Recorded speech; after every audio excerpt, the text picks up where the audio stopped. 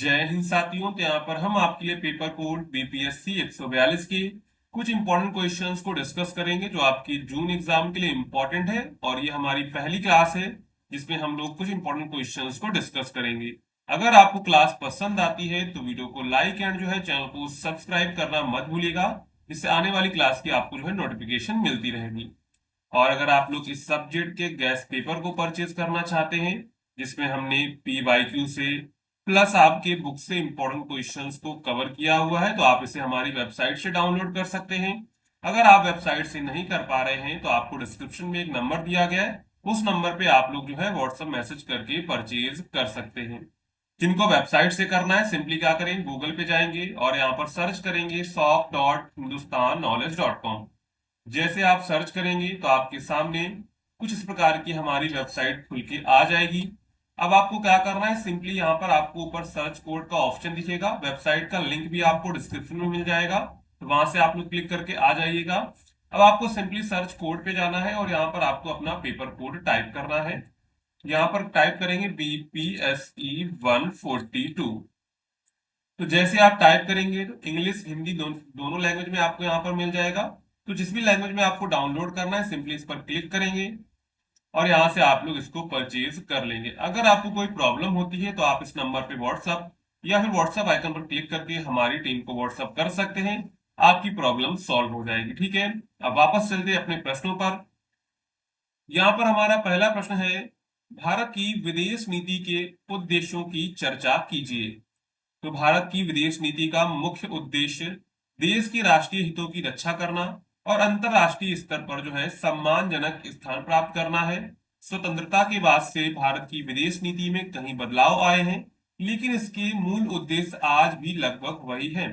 पंडित जवाहरलाल नेहरू जो भारत के पहले प्रधानमंत्री थे, ने विदेश नीति की नींव रखी थी। उन्होंने ऐसे सिद्धांत अपनाए जो शांति, सहयोग और आत्मनिर्भरता पर आधारित थे। यानी कि देखिए, हमारी जो विदेश नीति है उसका मुख्य उद्देश्य क्या है, हमें अपने राष्ट्रीय हितों की रक्षा करनी है और अंतरराष्ट्रीय स्तर पर जो है हमें अपना जो है सम्मानजनक स्थान प्राप्त करना है। तो स्वतंत्रता के बाद से भारत में विदेश नीति में कई बार बदलाव हुए और इसका मूल उद्देश्य जो है आज भी लगभग वही है कि हमको अपने राष्ट्रीय हितों की रक्षा करनी है और अंतरराष्ट्रीय स्तर पर जो है सम्मानजनक स्थान प्राप्त करना है।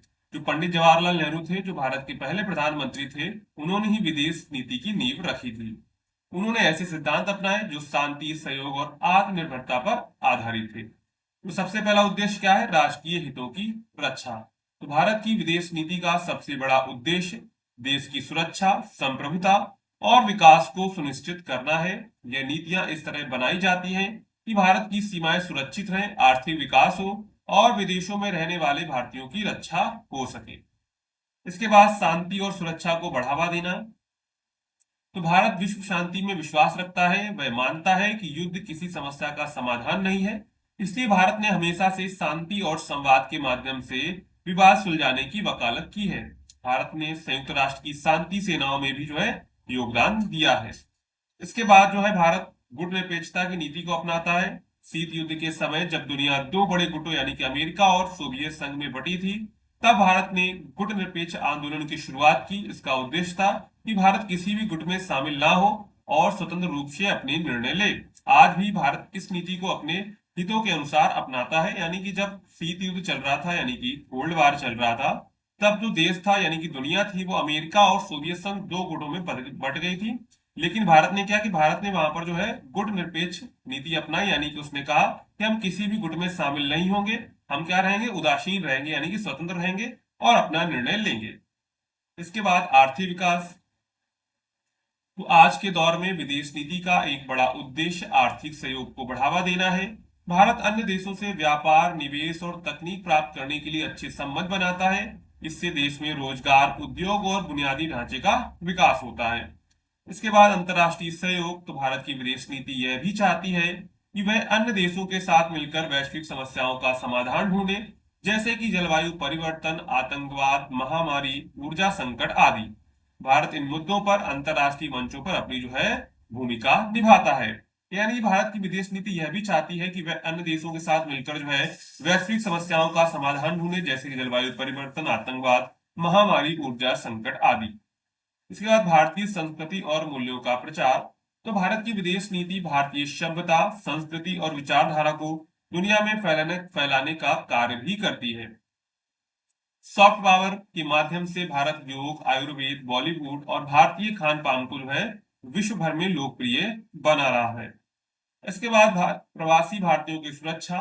तो भारत विदेशों में रहने वाले भारतीयों की रक्षा और सहायता को भी अपनी प्राथमिकता मानता है। विदेश मंत्रालय और भारतीय दूतावास प्रवासी भारतीयों की समस्याओं के समाधान में सक्रिय रहते हैं। तो यहाँ पर हमारी विदेश नीति का क्या क्या उद्देश्य है? तो सबसे पहला उद्देश्य है राष्ट्रीय हितों की रक्षा करना, शांति और सुरक्षा को बढ़ावा देना, गुणनिरपेक्षता की नीति को अपनाना, आर्थिक विकास करना, अंतर्राष्ट्रीय सहयोग देना, भारतीय संस्कृति और मूल्यों का प्रचार करना और जो है प्रवासी भारतीयों की सुरक्षा करना। ये सब किसके काम है? विदेश नीति के काम है। इसके बाद हम लोग निष्कर्ष लिखेंगे। तो भारत की विदेश नीति समय के साथ लचीली बनी रही है और बदलते वैश्विक परिदृश्य के अनुसार उसने अपने उद्देश्यों को रूप दिया है। उसका उद्देश्य केवल अपने देश का ही विकास नहीं बल्कि वैश्विक शांति, सहयोग और समानता को बढ़ावा देना भी है। इसी संतुलन के साथ भारत अंतरराष्ट्रीय मंच पर अपनी जो है पहचान मजबूत कर रहा है। तो यहाँ पर हमने पहला प्रश्न अच्छे से कवर कर लिया है। अगर आपको पहला प्रश्न अच्छे समझ में आया है तो वीडियो को लाइक एंड चैनल को सब्सक्राइब करना मत भूलिएगा, ठीक है। इसके बाद यहाँ पर हमारा दूसरा प्रश्न है, भारत श्रीलंका संबंधों में प्रमुख मुद्दों को इंगित कीजिए। तो भारत और श्रीलंका पड़ोसी देश हैं और समुद्र के रास्ते से बहुत पास हैं। दोनों देशों के बीच ऐतिहासिक, सांस्कृतिक, धार्मिक और आर्थिक संबंध बहुत पुराने रहे हैं। भगवान बुद्ध का संदेश, तमिल संस्कृति और रामायण जैसी पौराणिक कथाएं भारत श्रीलंका के संबंध को जोड़ती है। हालांकि इन मजबूत संबंधों के बावजूद दोनों देशों के बीच कुछ प्रमुख मुद्दे भी हैं जो समय समय पर जो है विवाद का कारण बनते हैं। यानी कि श्रीलंका और जो भारत के बीच संबंध है उसमें कौन कौन से मुद्दे हैं जो कभी कभी विवाद का कारण बन जाते हैं। तो सबसे पहला मुद्दा क्या है? तमिल मुद्दा। ये सबसे ज्यादा अहम मुद्दा है। यह सबसे बड़ा और संवेदनशील मुद्दा है। श्रीलंका के उत्तरी और पूर्वी हिस्से में तमिल आबादी रहती है जिनकी सांस्कृतिक और भाषाई जड़ें भारत के तमिलनाडु राज्य से जुड़ी हैं। 1980 के दशक में श्रीलंका में तमिलों और सिंगलियों के बीच गृह युद्ध छिड़ गया। भारत ने शांति स्थापना के लिए 1987 में इंडियन पीस कीपिंग फोर्स यानी कि आईपीकेएफ भेजी, लेकिन यह प्रयास विवादित रहा। भारत चाहता है कि श्रीलंका में तमिलों को राजनीतिक, सामाजिक और सांस्कृतिक अधिकार मिले। हालांकि श्रीलंका इस मुद्दे को आंतरिक मामला मानता है। तमिलों की स्थिति में सुधार की धीमी गति भारत के लिए चिंता का विषय है। यानी कि भारत चाहता है कि जो श्रीलंका में तमिल लोग रह रहे हैं तो उनको वहां पर जो राजनीतिक, सामाजिक और सांस्कृतिक अधिकार मिले। और श्रीलंका कहता है कि ये हमारा आंतरिक मामला है, इसमें आप हस्तक्षेप ना कीजिए। तो तमिलों की स्थिति में जो सुधार की धीमी गति वहां पर देखी जाती है, ये भारत के लिए चिंता का विषय बन जाता है। इसके बाद मछली पकड़ने का विवाद। तो भारत और श्रीलंका के बीच समुद्री सीमा पर मछुआरे अक्सर एक दूसरे के जल क्षेत्र में चले जाते हैं। खासकर तमिलनाडु के मछुआरे श्रीलंका में जल क्षेत्र में मछली पकड़ने जाते हैं, जिससे श्रीलंकाई नौसेना उन्हें गिरफ्तार कर लेती है और जो है नावें जब्त कर लेती है। यह विवाद भारत श्रीलंका संबंधों में तनाव लाता है। भारत इस मुद्दे को मानवीय दृष्टिकोण से देखता है और चाहता है कि इसे शांतिपूर्ण तरीके से सुलझाया जाए। कभी कभी ऐसा होता है क्योंकि जो भारत है और श्रीलंका जो है समुद्री सीमा से जुड़ते हैं, तो कभी कभी जो तमिलनाडु के जो मछुआरे होते हैं वो क्या करते हैं, श्रीलंका के क्षेत्र में प्रवेश कर जाते हैं और वहां की जो नेवी फोर्स होती है उनको पकड़ लेती है और उनकी जो नाव होती है उनको छीन लेती है। तो इसके कारण भी दोनों देशों में क्या रहता है? तनाव रहता है। इसके बाद इसमें सबसे जो मुख्य भूमिका है वो चीन की भूमिका है। हाल के वर्षों में श्रीलंका ने चीन के साथ आर्थिक और सैन्य संबंध बढ़ाए हैं। चीन ने श्रीलंका में कई बड़े प्रोजेक्ट जैसे हम्बनटोटा बंदरगाह और कोलंबो पोर्ट सिटी में निवेश किया है। भारत को चिंता है कि इससे श्रीलंका पर चीन का प्रभाव बढ़ेगा और हिंद महासागर क्षेत्र में भारत की सुरक्षा को खतरा हो सकता है, ठीक है। तो यहाँ पर देखिए, अगर हम लोग इंडिया के मैप को देखें, यहाँ पर बनाते हैं, थोड़ा समझते हैं इसका मतलब क्या है। अगर हम इंडिया का मैप बनाते हैं, मान लीजिए ऊपर से यहां से लेकर ऐसे करके और यहां से कुछ ऐसे इस टाइप का जो है भारत का मैप रहता है, ठीक है। अब यहाँ पर देखिए, यहाँ पर क्या है, यहाँ पर भी चाइना है, ठीक है।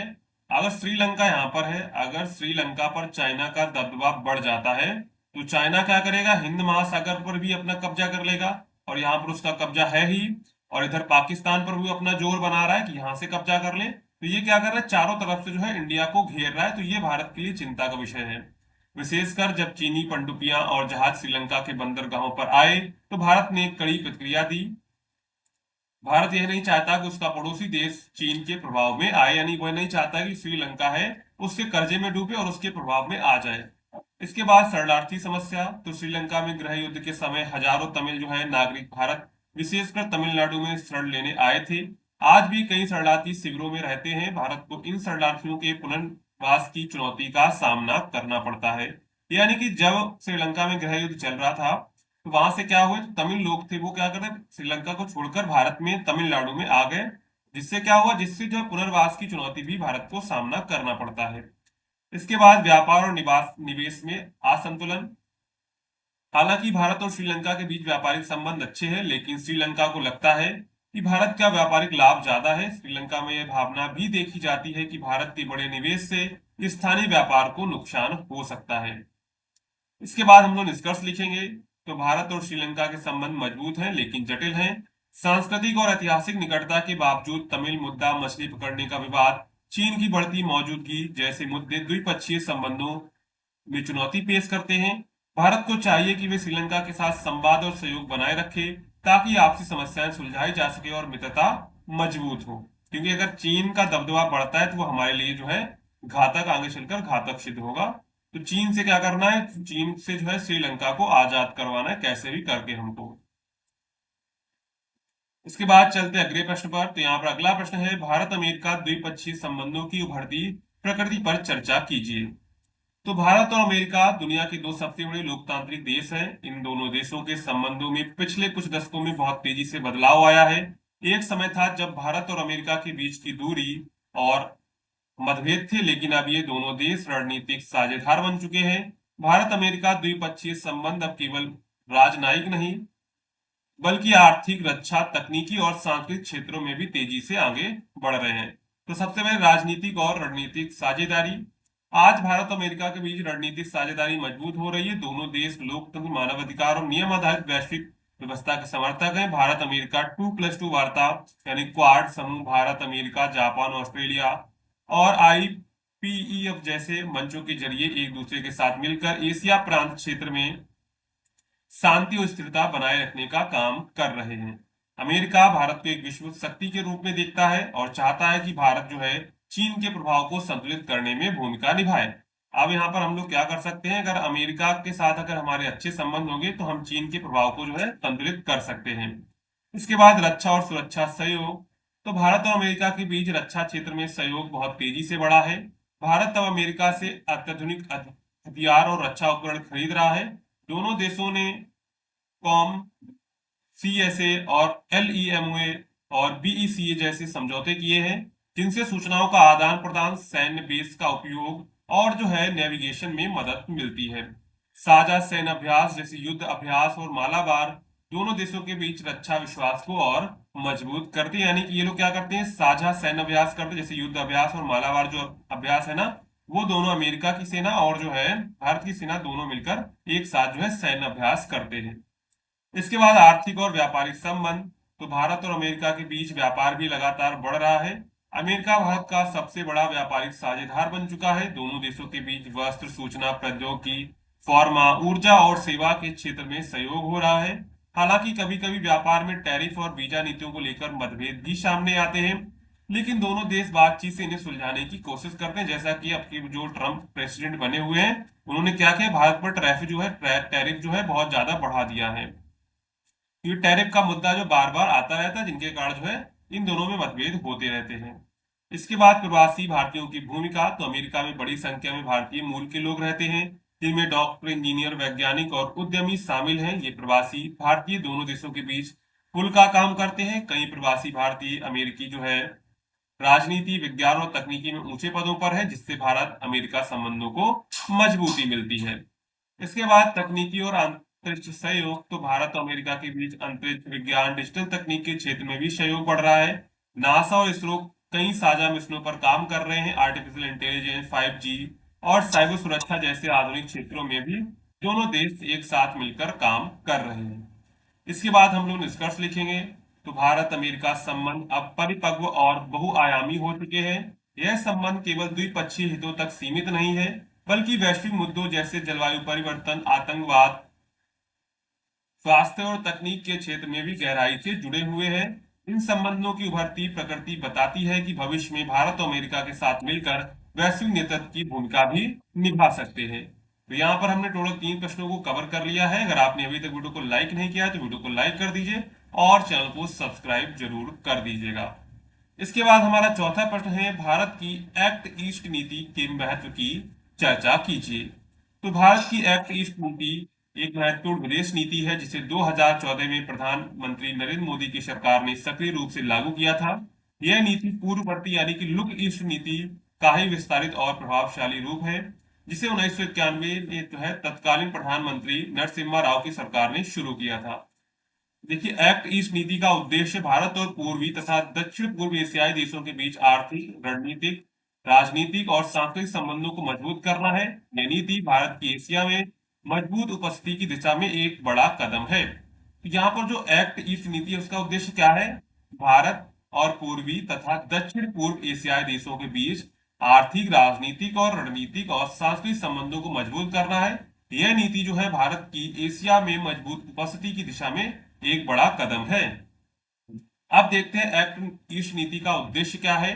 तो भारत और Asian association of south east Asian Nations देशों के बीच जो है मजबूत संबंध बनाना, पूर्वोत्तर भारत को विकास और संपर्क केंद्र में लाना, चीन के प्रभाव को संतुलित करना, एशिया प्रशांत क्षेत्र में भारत की भूमिका को मजबूत करना, ये इसका उद्देश्य है। इसके बाद इसका आर्थिक महत्व क्या है? तो भारत और एशियन देशों के व्यापार और निवेश को बढ़ावा देना चाहता है। एशियन देश जैसे Thailand, Vietnam, Malaysia, Singapore, Indonesia आदि तेजी से विकसित हो रहे और भारत के लिए बड़े बाजार हैं। एक्ट ईस्ट नीति के तहत भारत ने कई मुक्त व्यापार समझौते यानी फ्री ट्रेड एग्रीमेंट्स किए हैं, जिससे भारतीय व्यापारियों को नए बाजार मिले हैं और आर्थिक विकास को बढ़ावा मिला है। अगर हम लोग बात करें रणनीतिक और सुरक्षा दृष्टिकोण से महत्व, तो एक्ट ईस्ट नीति भारत की विदेश नीति का एक महत्वपूर्ण रणनीतिक भाग बन चुकी है। दक्षिण चीन सागर और हिंद महासागर क्षेत्र में चीन की बढ़ती उपस्थिति को संतुलित करने के लिए भारत, जापान, ऑस्ट्रेलिया और अमेरिका के साथ मिलकर काम कर रहा है, जिसे हम लोग क्या कहते हैं? क्वाड के नाम से। किस नाम से जानते हैं? क्वाड के नाम से जानते हैं। भारत ने वियतनाम, जापान और इंडोनेशिया जैसे देशों के साथ रक्षा सहयोग भी बढ़ाया है। इससे भारत की समुद्री सुरक्षा और क्षेत्रीय प्रभाव मजबूत हुआ है। इसके बाद पूर्वोत्तर भारत का विकास। तो पूर्वोत्तर भारत दक्षिण पूर्व एशिया के करीब है। एक्ट ईस्ट नीति के तहत भारत पूर्वोत्तर राज्यों को एशियाई बाजारों से जोड़ने के लिए सड़क, रेल और हवाई संपर्क बढ़ा रहा है। इसके बाद Bharat Myanmar, Thailand trilateral highway और कलादान मल्टी मॉडल प्रोजेक्ट जैसे प्रोजेक्ट से पूर्वोत्तर भारत को लाभ मिलेगा और वह गेटवे टू ईस्ट एशिया बन सकेगा। इसके बाद सांस्कृतिक और ऐतिहासिक संबंध। तो भारत और दक्षिण पूर्व एशिया के बीच ऐतिहासिक और सांस्कृतिक संबंध बहुत पुराने हैं। बौद्ध धर्म, हिंदू संस्कृति और भारतीय भाषा एवं व्यापार जो है परंपराएं इन देशों में पाई जाती हैं। एक्ट ईस्ट नीति सांस्कृतिक कूटनीति के जरिए इन संबंधों को और गहरा बनाती है। तो यहाँ पर हमने देखा कि एक्ट जो है ईस्ट नीति का उद्देश्य क्या है, उसका महत्व क्या है, आर्थिक महत्व क्या है, और जो है इससे किससे हम लोग क्या कर सकते हैं? पूर्वोत्तर भारत का विकास कर सकते हैं। और इसके बाद जो है सांस्कृतिक और ऐतिहासिक संबंध भी इससे हम लोग देखते हैं। इसके बाद निष्कर्ष लिखेंगे तो एक्ट ईस्ट नीति भारत की विदेश नीति का एक आधुनिक और रणनीतिक पहलू है, जो भारत को एशिया में एक जिम्मेदार शक्ति के रूप में स्थापित करता है। यह नीति न केवल भारत को आर्थिक और सुरक्षा के क्षेत्र में लाभ पहुंचा रही है, बल्कि पूर्वोत्तर भारत के विकास और दक्षिण पूर्व एशिया के साथ भारत के ऐतिहासिक रिश्तों को भी फिर से जीवित कर रही है। आने वाले समय में यह नीति भारत की वैश्विक स्थिति को और मजबूत करेगी। शीत युद्ध की समाप्ति ने कैसे भारत चीन के संबंधों को प्रभावित किया, विस्तार से बताइए। यानी कि जब शीत युद्ध समाप्त हुआ तो उससे भारत चीन के संबंधों में क्या जो है बदलाव है उसके बारे में चर्चा करेंगे। तो शीत युद्ध की समाप्ति 1991 में सोवियत संघ के विघटन के साथ हुई। यह वैश्विक राजनीति के लिए एक बड़ा मोड़ था। इसका प्रभाव भारत और चीन के आपसी संबंधों पर भी बढ़ा। शीत युद्ध के दौरान भारत और चीन के रिश्ते तनावपूर्ण रहे, खासकर 1962 के युद्ध के बाद। लेकिन शीत युद्ध के अंत के बाद दोनों देशों के रिश्तों में धीरे धीरे जो है सुधार आने लगा था। यानी कि जब शीत युद्ध चल रहा तब तो दोनों के बीच तनाव था, खासकर 1962 के युद्ध के बाद। लेकिन जब शीत युद्ध का अंत हुआ तो दोनों देशों के बीच रिश्तों में जो है धीरे धीरे सुधार आने लगा था। यानी कि वैश्विक शक्ति संतुलन में बदलाव। शीत युद्ध के दौरान दुनिया दो गुटों में बटी थी। एक तरफा अमेरिका और नाटो यानी कि पश्चिमी गुट था, और दूसरी तरफ सोवियत संघ और उसके समर्थक यानी कि पूर्वी गुट थे। भारत ने गुट निरपेक्ष नीति अपनाई, जबकि चीन ने समय के साथ जो है अमेरिका से नजदीकी बढ़ाई। जब सोवियत संघ टूट गया तो भारत की विदेश नीति में भी बदलाव आया। अब भारत ने वैश्विक स्तर पर आर्थिक और राजनीतिक सहयोग बढ़ाने की दिशा में काम किया। चीन भी वैश्विक बाजार की ओर बढ़ा। ऐसे में दोनों देशों के लिए एक दूसरे के साथ सहयोग बढ़ाने की जो है यहाँ पर जरूरत महसूस हुई। इसके बाद आर्थिक सुधार और सहयोग तो 1991 में भारत ने उदारीकरण की नीति अपनाई और विदेशी निवेश को बढ़ावा देना शुरू किया। चीन पहले से ही 1978 से आर्थिक सुधारों की राह पर था। दोनों देशों को अपने आर्थिक विकास के लिए स्थिर और शांतिपूर्ण पड़ोसी रिश्तों की जरूरत थी। इसलिए 1990 के दशक में भारत और चीन ने व्यापार और निवेश के क्षेत्र में जो है सहयोग बढ़ाया। आज भारत और चीन के बीच व्यापार करोड़ों डॉलर का है। हालांकि यह व्यापार संतुलन चीन के पक्ष में है, फिर भी यह सहयोग दोनों देशों के बीच संबंधों को बेहतर बनाने में सहायक रहा है। यानी कि यहाँ पर जो है चीन प्रॉफिट में रहता है, क्योंकि जो हम लोग चीन से बहुत ज्यादा चीजें निर्यात करते हैं। तो यहाँ पर क्या रहता है, यहाँ पर अगर हम लोग चीन और भारत का व्यापार होता है तो वहां पर चीन प्रॉफिट में रहते हैं। अगर अमेरिका और भारत का व्यापार हो तो हम लोग यहाँ पर भारत वाले प्रॉफिट में रहते हैं। तो यानी कि चीन के साथ व्यापार करने पर हमको क्या होता है, घाटा होता है। सीमा विवाद पर संवाद की पहल। 1962 के युद्ध के बाद भारत और चीन के बीच सीमा विवाद बना रहा, लेकिन शीत युद्ध की समाप्ति के बाद दोनों देशों ने इस मुद्दे पर बातचीत शुरू की। 1993 और 1996 में दोनों ने सीमा क्षेत्र में शांति और स्थिरता बनाए रखने के लिए समझौते किए। इससे सीमा पर स्थित कुछ हद तक जो है शांति बनी रही। इसके बाद रणनीतिक प्रतिस्पर्धा और सहयोग का संतुलन। हालांकि दोनों देशों के बीच सहयोग बढ़ा, लेकिन प्रतिस्पर्धा भी बनी रही। चीन पाकिस्तान के साथ अपने रिश्ते मजबूत करता रहा, जो भारत के लिए चिंता का विषय था। वहीं भारत ने भी अमेरिका का और जापान जैसे देशों के साथ अपने संबंध मजबूत किए। इस कारण दोनों देशों के बीच सहयोग और जो है प्रतिस्पर्धा का दोनों का संतुलन बना रहा। एक और क्या हुआ, एक और चीन ने जो है पाकिस्तान के अपने संबंध मजबूत किए, जो भारत के लिए चिंता का विषय था। वहीं भारत ने क्या किया, अमेरिका और जापान जैसे देशों के साथ अपने संबंध मजबूत किए। इस कारण दोनों देशों के बीच जो है सहयोग और प्रतिस्पर्धा का है, यानी कि दोनों का संतुलन बन रहा है। इसके बाद अगर हम लोग हाल की चुनौतियां देखें तो भले ही शीत युद्ध के बाद रिश्ते सुधरे, लेकिन हाल के वर्षों में डोकलाम और गलवान घाटी जैसी घटनाओं ने फिर से तनाव बढ़ाया है। इससे साफ होता है कि सीमा विवाद अब भी जो है पूरी तरह जो है सुलझा नहीं है। तो यहाँ पर देखिए, शीत युद्ध के बाद कुछ परिवर्तन तो आए, लेकिन पूरी तरह कोई भी परिवर्तन नहीं हुआ है। चीन के साथ अभी भी हमारे उतने ही तनाव चल रहे हैं। तो यहाँ पर हमने देखा वैश्विक शक्ति संतुलन में बदलाव हुआ, आर्थिक सुधार और सहयोग, सीमा विवाद पर संवाद की एक पहल हुई, और इसके बाद रणनीतिक प्रतिस्पर्धा और सहयोग का संतुलन, और हाल की चुनौतियां जो चल रही हैं वहां पर जो है अभी भी विवाद जो है बना हुआ है। ठीक है, इसके बाद निष्कर्ष लिखेंगे।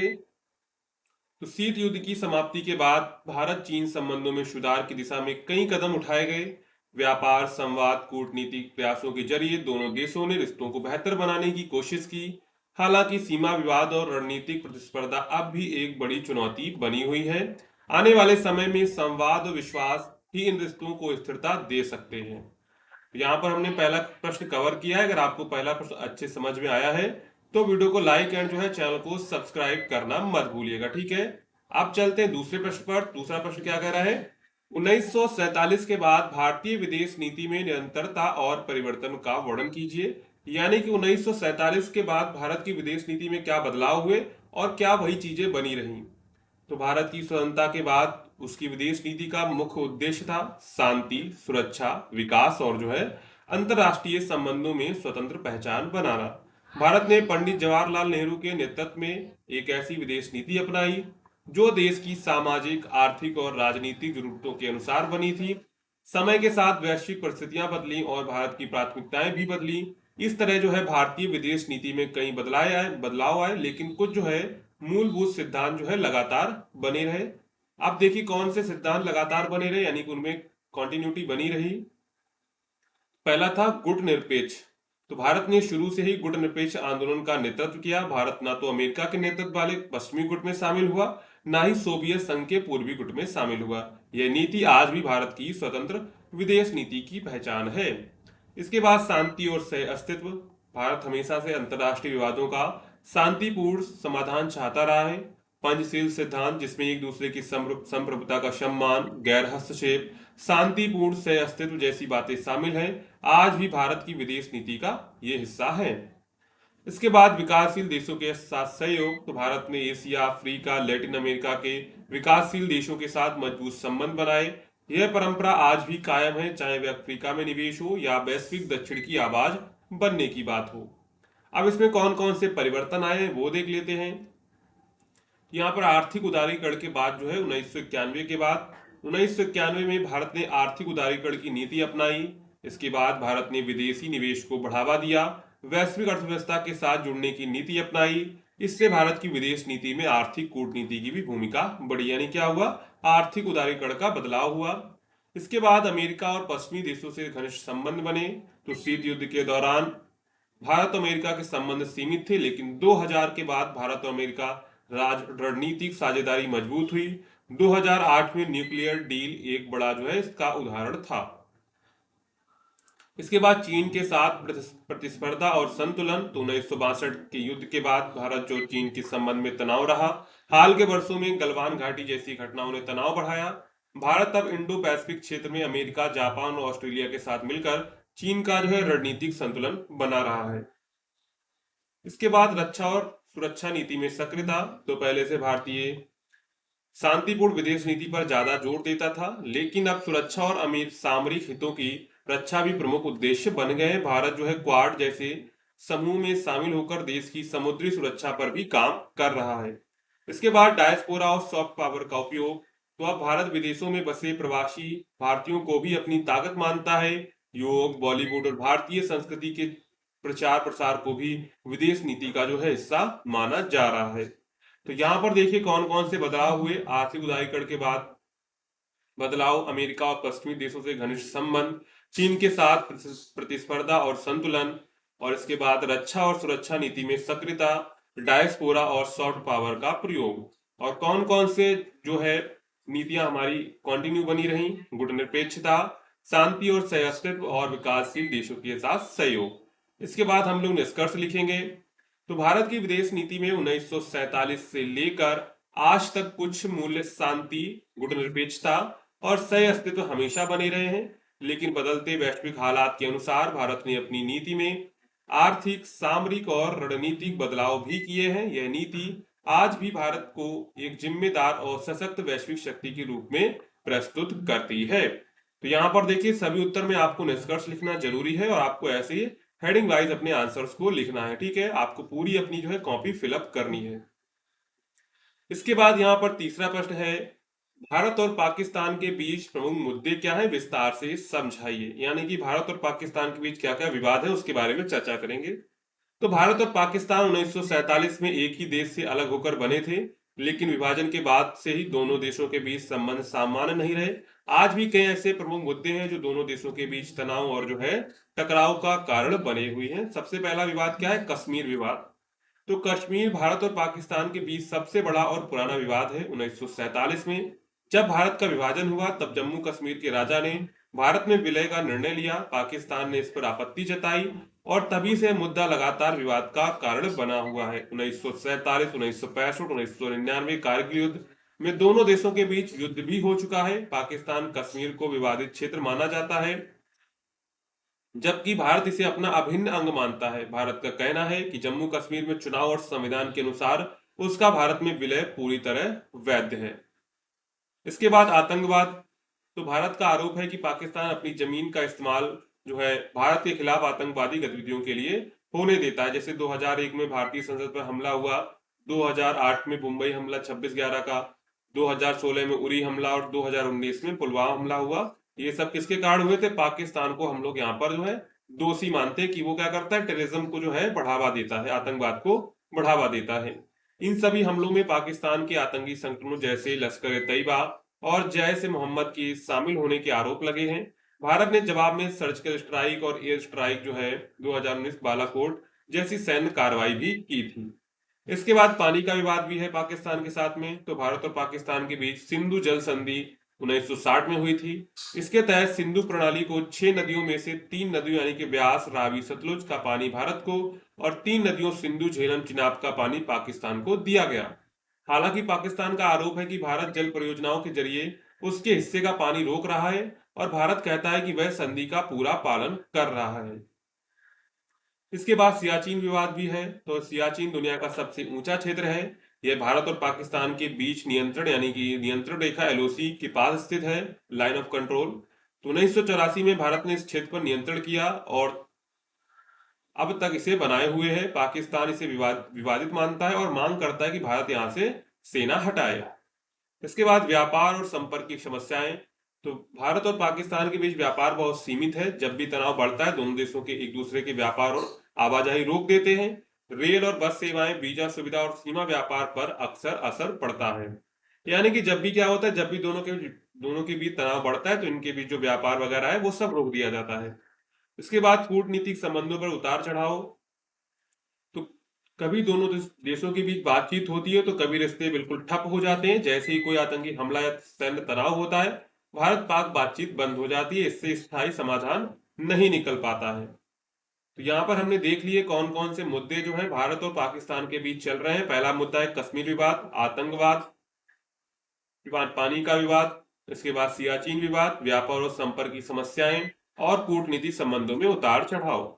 इसके बाद हम लोग निष्कर्ष लिखेंगे। तो निष्कर्ष में क्या लिखेंगे, देखो, भारत और पाकिस्तान के बीच कई ऐसे गंभीर मुद्दे हैं जो दोनों देशों के रिश्तों को बिगाड़ते हैं। जब तक कश्मीर आतंकवाद और विश्वास की कमी जैसे मुद्दों का समाधान नहीं करता, वह तब तक शांति और सहयोग संभव नहीं है। इसलिए दोनों देशों को मिलकर बातचीत और विश्वास के साथ आगे बढ़ना होगा। तो यहाँ पर हमने टोटल 3 क्वेश्चंस को देखा हुआ है। तीसरा क्वेश्चन हमारा क्या था, भारत और पाकिस्तान के बीच प्रमुख मुद्दे क्या हैं। दूसरा हमारा था कि 1947 के बाद भारतीय विदेश नीति में निरंतरता और परिवर्तन का वर्णन कीजिए।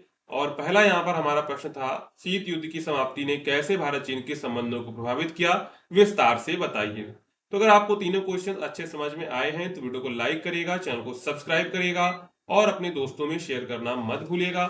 मिलते हैं अगली क्लास में।